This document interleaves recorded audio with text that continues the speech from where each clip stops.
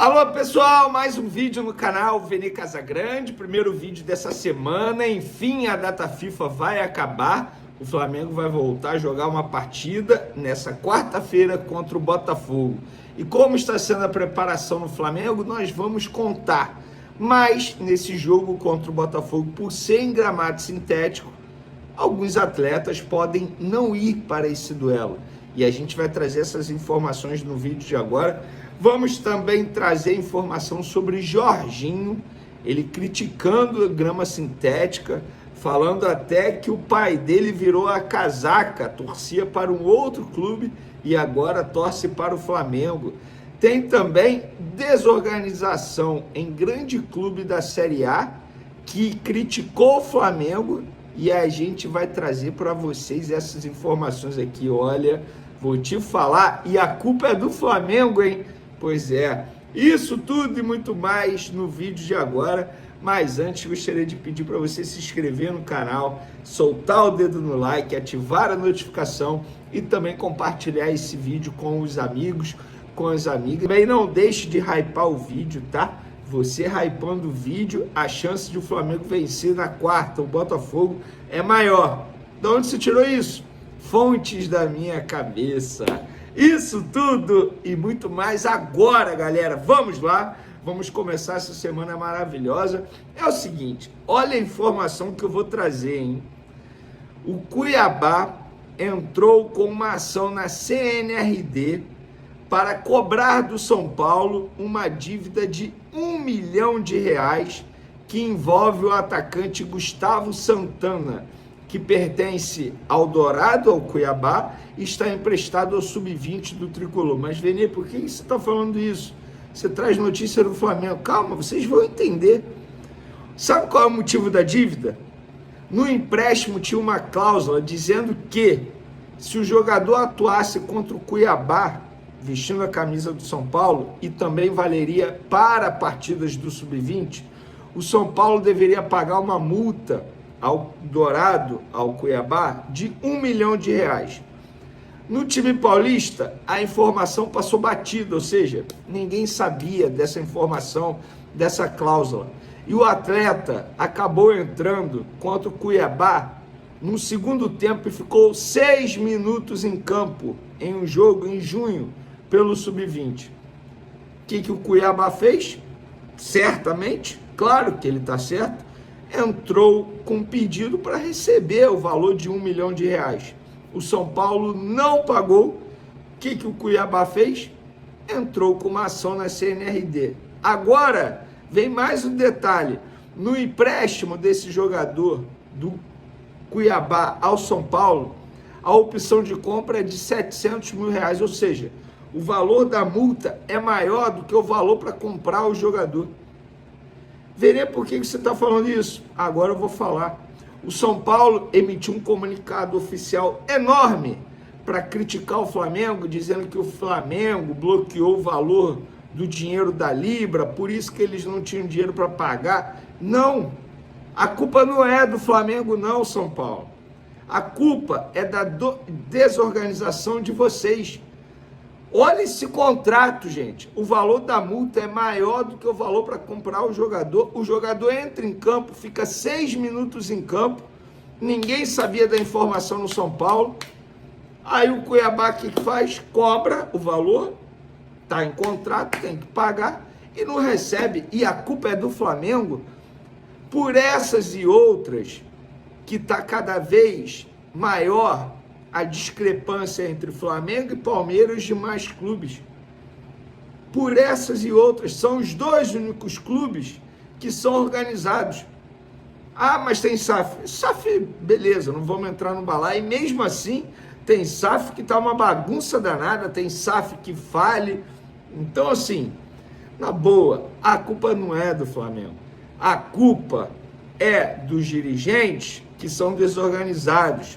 Esse contrato aqui é a prova disso, beleza? Vamos agora falar da preparação do Flamengo. Flamengo com todos os jogadores à disposição, porém, pode ser que Felipe Luiz não relacione, ou relacione e deixe no banco de reservas, por ser grama sintética. Primeiro caso, Pulgar. Mas o caso do Pulgar envolve uma outra situação também. Ele está pendurado, ele tem 2 cartões. Ou seja, se ele levar o terceiro cartão amarelo, ele fica fora do jogo contra o Palmeiras, que é encarado no Flamengo como uma final no Campeonato Brasileiro. E é óbvio que é uma final. Ah, mas o jogo do Botafogo também é importante. Beleza. Mas o Flamengo tem um elenco justamente para o Felipe Luiz pensar nesses casos e não ficar forçando jogadores. Eu, particularmente, acho que não deveria botar o Pulgar em campo. Por que eu acho isso? Porque o Pulgar é um jogador que leva muito amarelo. Inclusive, esse talvez seja o único defeito dele, digamos assim. Se tivesse algo para criticar o Pulgar, seria isso. Leva muito cartão amarelo. E o jogo de domingo contra o Palmeiras é muito importante. Ah, mas o jogo do Botafogo também, já disse, é importante. Mas o Felipe Luiz, ele tem à disposição dele jogadores que podem suprir a ausência do Pulgar, como supriram nesse tempo todo que ele ficou fora dos gramados.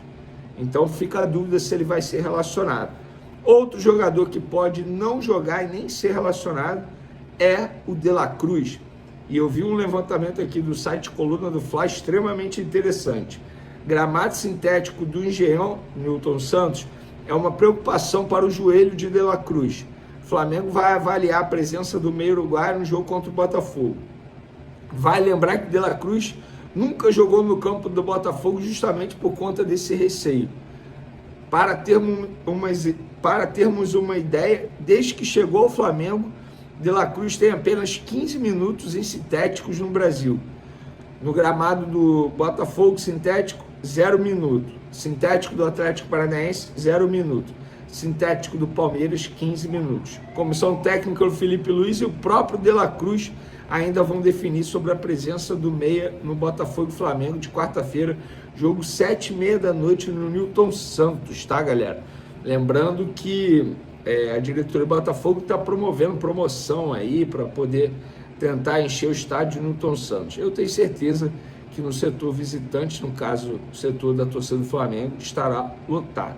Vamos falar agora do Jorginho, justamente sobre gramado sintético, porque ele deu uma boa entrevista para o UOL e sugeriu padronização do gramado no Brasil e diz que sintético é melhor que gramado ruim. Fica aí a opinião dele, porque ele diz o seguinte: tinha que ser padronizado. Tem muita diferença quando você joga em certos campos e 3 dias depois você vai para outro completamente diferente. Deveria pelo menos ter um padrão mínimo de qualidade. Com todo respeito ao Bahia, que é um grande clube, mas o campo lá era impossível de jogar. Estava muito difícil. Inclusive, eu falei que o gramado é ruim, a torcida do Bahia ficou revoltada comigo. Gente, parece até o que eu falei é uma loucura. O Abel Ferreira reclamou, o próprio Rogério Ceni, que é técnico do time do Bahia, reclamou. O Jorginho está reclamando agora. Ah, mas a culpa é do Vene. E ele disse o seguinte: joguei no sintético contra o Atlético Mineiro. É complicado, mas se é para jogar no estádio onde não tem um gramado, acaba sendo melhor um sintético. Obviamente que não é o ideal, porque acaba tendo mais lesões.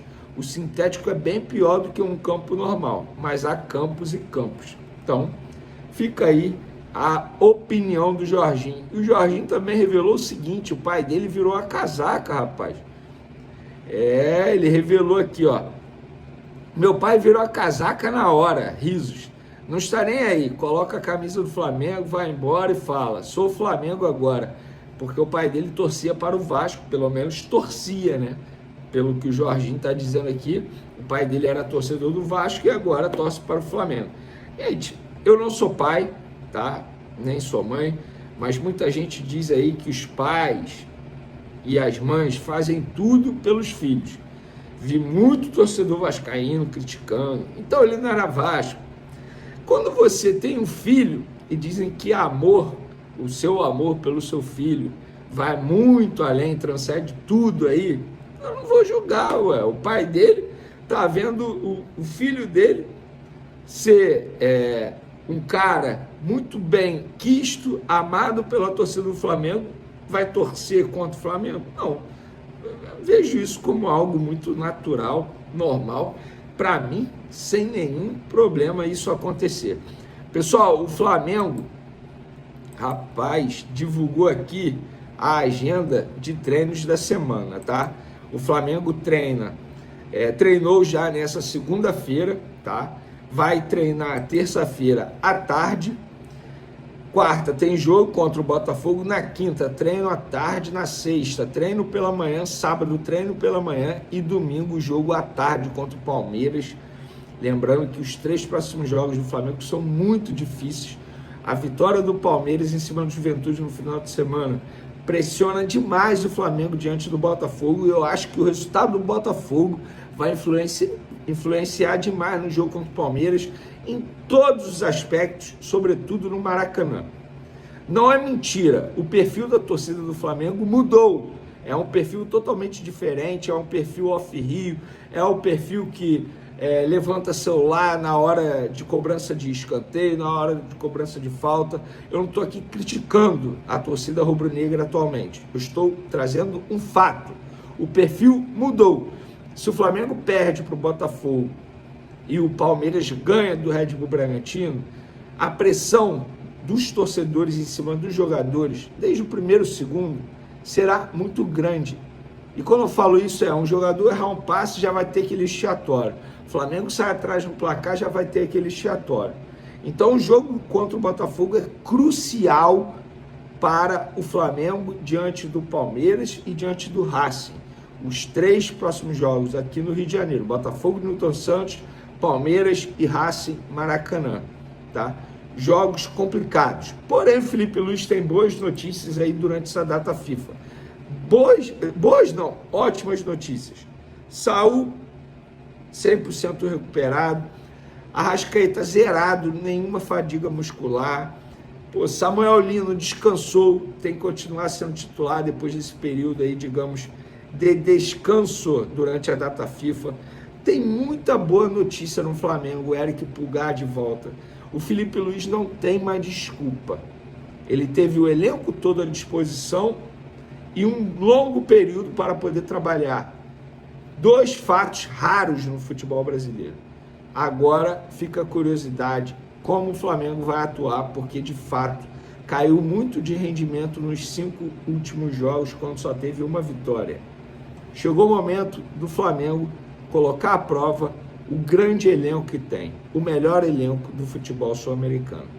Sobre o Flamengo, contei para vocês no final de semana que uma das prioridades em relação a reforços para 2026 é encontrar um zagueiro de preferência canhoto. Pois bem, o nome dos sonhos da diretoria segue sendo o de Vitão. José Boto, homem forte do departamento de futebol do Flamengo, gosta do Vitão desde a época em que ele foi contratado pelo Shakhtar Donetsk. O Flamengo chegou a tentar a aquisição do Vitão nessa temporada, mas não houve acordo com o Internacional. Só que há uma grande e importante novidade.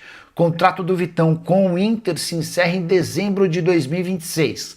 Ou seja, se o Internacional não vender o Vitão em janeiro, vai correr um enorme risco de ver o Vitão assinar um pré-contrato com o Flamengo ou qualquer outro clube na metade do ano, sem que o Internacional receba qualquer centavo pela transferência do atleta. A única salvação do Colorado seria ou vendê-lo ou conseguir a renovação do contrato, mas diante da proposta estratosférica que o Flamengo já fez, acho difícil que o Internacional consiga a renovação do contrato com um atleta de apenas 25 anos de idade, que havia chegado no Beira-Rio em 2022 e que foi comprado em 2024. Ele jogou 22 e 23 por empréstimo junto ao Shakhtar Donetsk. Hoje o Vitão está avaliado em 12 milhões de euros, um dos zagueiros mais valiosos em atividade no futebol brasileiro. Além de um zagueiro, o Flamengo também vai contratar um goleiro para substituir o Matheus Cunha e tentar fazer uma sombra para o Rossi,